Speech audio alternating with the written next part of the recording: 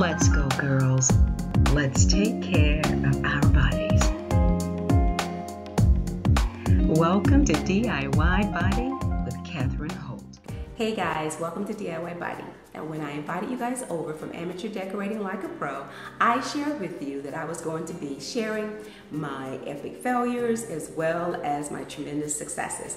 Well, earlier in this channel, I think it's appropriate for me to share an epic failure with you guys. You see, back in the month of March, I received my letter from a local hospital saying that it was time for me to schedule my annual mammogram. And I needed to schedule it after the 9th because that would mean that it has been 1 full year since the last mammogram. Well, I allowed life to just happen. I had it on my appointment book. I was keeping up with all those dates, and things happened, and I scheduled and rescheduled and moved things around, helped over here, helped over there, volunteered over here, and things like that. And I basically said, health-wise, I'm good, I feel great, let me just put this on the back burner for now. I'll schedule it next week. Didn't tell my husband that because I know he would have had a fit. But anyway, I decided, well, hey, I haven't had this done. Wake-up call occurs in the month of June. So around June the 25th, I go in and I get my mammogram done. While I'm there, walking down the hallway, fearing the vice that I was about to be put into, the nurse says to me during the exam, she says, would you like to have your density checked? Do you know about the ultrasound? I think you can get that done. And I say to her, is that something that I am required to do? Is there something that I need to get done?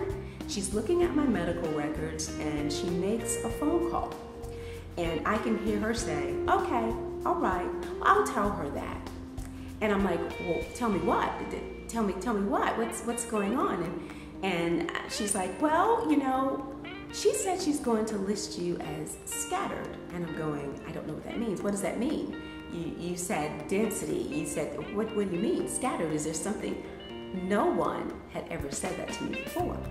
And I said, she said, well, it's an ultrasound that we do and we check the density, but she's gonna list you as scattered, don't worry about it. And I went, listen, the way our insurance is, we have to pay into it monthly, and it's a flex plan. If we don't use that money, it goes away. Now, thanks be to God, having those funds there is a blessing. But if there's a medical procedure or anything that I'm supposed to get done, and by all means, if it has to do with screening for it, get the screening done. And so she's like, well, you don't have to get it done. She's listing you as scattered. And she's like, so that's it, you can go. Now, I am totally confused about, you called this to my attention and now it's kind of like dropped, you know, boom, mic drop, leave the room. I get dressed and I leave. And I'm really frustrated, and I'm going back, jotting my little notes down, and I'm writing scattered. What is she talking about? Ultrasound. So on my way out, I'm trying to talk to a nurse, and I say, is there any information about this, you know, density? And she's like, oh, they'll let you know. They'll let you know. And I'm like, okay. I am so frustrated at this point. So at this point, I have had my ultrasound done. And lo and behold, a couple of days later, I get this letter in the mail that we are pleased to let you know that the results of your recent mammogram shows no sign of breast cancer. Even though mammograms are not the best method we have for early detection, not all cancers are found with mammograms. If you feel a lump or have any reasons of concern, you can tell your healthcare provider. The mammogram also shows that your breast tissue is dense. Dense breast tissue is very common and is not abnormal, but dense tissue can make it harder to find breast cancer on a mammogram. Also, dense breast tissue may increase breast cancer risk. This information about the result of your mammogram report is given to you to raise your awareness. Use this report when you talk to your doctor about your own risk for breast cancer, which includes your family history. And guys, I requested the test, like I said. I get this letter. I'm frustrated. I call the hospital and I said, I just got this information, and when I was there, I asked questions, I inquired about it, I said yes, and now I get this letter which raises my awareness, so why wasn't I given this test? I am no longer just speaking to someone in the office, I'm speaking to a supervisor. And she puts me on hold, and she goes and she pulls up my medical records, and the same medical records that the nurse was basically looking at. And she comes back and she says, well, what she was telling you about was called an automated breast volume scanning. It is indeed an ultrasound, and it allows them to basically check your breast density. It goes beyond what the ultrasound does. You know, it really kind of is microscopic. It can see in further detail. And she says to me, last year, you were listed as heterogeneously dense, and this year you were listed as scattered dense, or shall I say, scattered fibroglandular dense. With those changes, you should have had the ultrasound. Really? You're kidding. So, when would you like to have that done? As soon as possible, I say. I go in the next day and I have that ultrasound done. Now, the problem I have is how this chain of events occurred.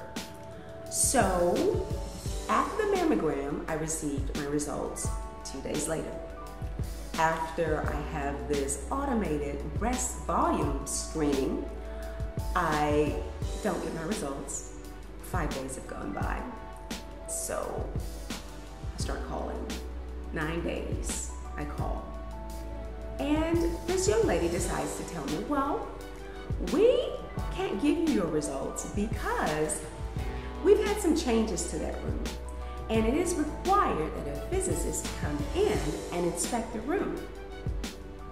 I don't know what that means. It's like, what? Well, I inquire, what does that mean to me? Well, for proper lighting, they have to make sure that the lighting is right. And if that lighting's not right, then they can't give you accurate results. Okay, I can respect that. You want to make sure that the lighting is right so that I can get accurate results. Who wouldn't appreciate that? So I say, well, how much longer do I have to wait for these results? And she says, well, I mean, we've had some changes and a physicist has to come from the FDA. The FDA requires that. Well, now I'm wondering how the FDA got involved in this conversation. And she says, well,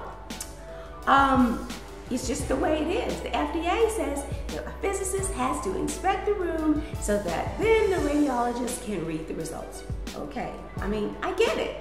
I said, but I just feel like somebody should let the patients know what's happening so that they're not on the edge and wondering, you know, especially in my case, I'm leaving and going back and all this kind of stuff, so that we understand that, you know, we're having to wait for this procedure in this radiologist room to take place. So finally she gets frustrated with me and she says, well, you know, according to the FDA guidelines, we have up to 30 days to tell you your screening results. Really? Guys, at this point, I am livid. But I have to register one thing in my mind. If I had done this back in April, I would not have gone through all of this with whatever renovations they've done in the radiologist room and waiting 30 days for whatever for the physicist and all of that to come and get all that worked out. I respect the hospital and wanting to make sure I get the very best of care and results, but I gotta tell you, when you're talking to a patient, you don't put them in their place by quote unquote telling them what the FDA guidelines are. That's not consoling at all. I'm pretty sure some of you are going to want to weigh in with your comments down at the bottom. I look forward to reading them because I wasn't quite happy with her response and it didn't end pleasantly. But I still don't have my results, so I'll keep you updated on that one. Hope you learned from my lesson. Take care of yourself, set the appointment, keep the appointment no matter what, so you don't have additional anxieties like I do right now, sipping on a cup of tea.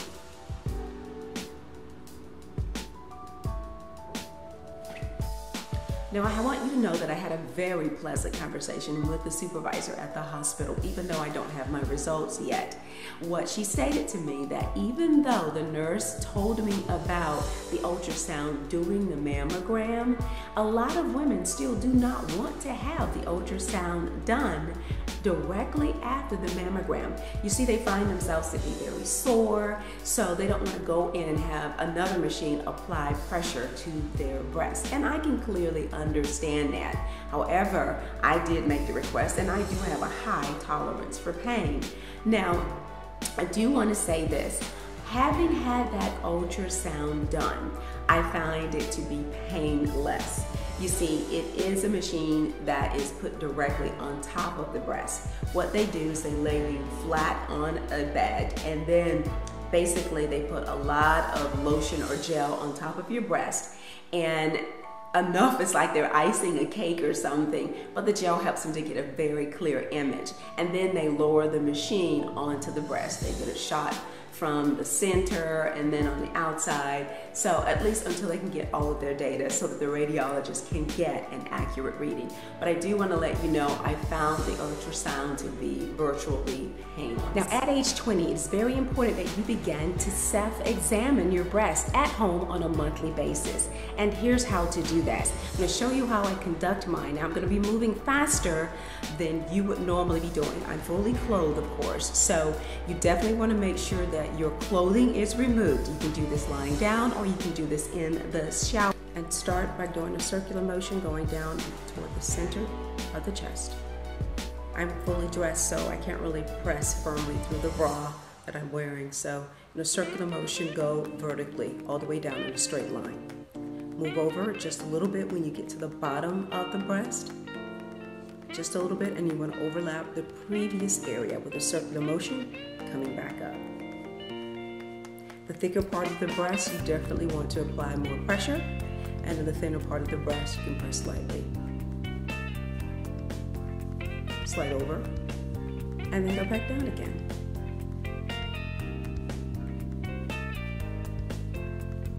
Again, you want to go a whole lot slower than I am right now. I'm just doing this because I'm on camera, moving a whole lot faster. Over and up, circular motion.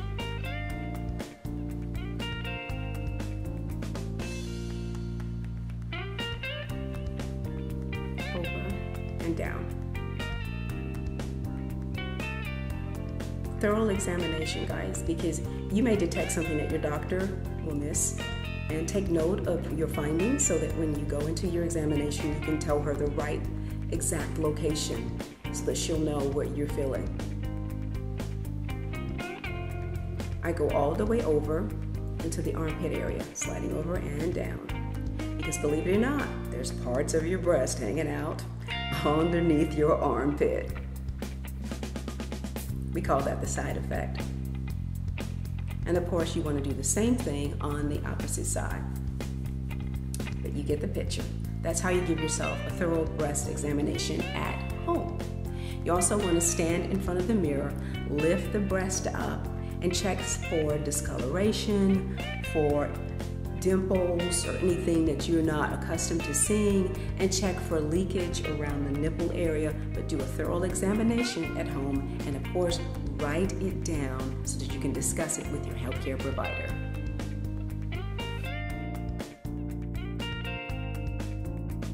Now, you want to take care of your breasts, and you want to discipline yourself to do a self-examination on a routine basis. The best time to examine your breasts is a few days after your period, when your breasts are less apt to be tender or swollen.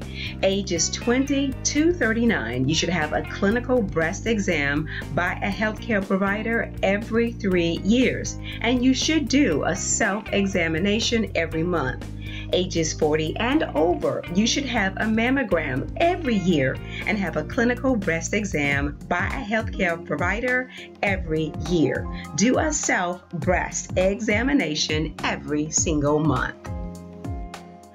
Well, that's it for me, guys. I hope that you enjoyed this video. Now, I am not worried about the results from that automated breast volume scanning at all. I just have faith that way. And I want you to know I've learned my lesson about procrastination. There will be tasks, there will be events, there will be family issues that will always come and go.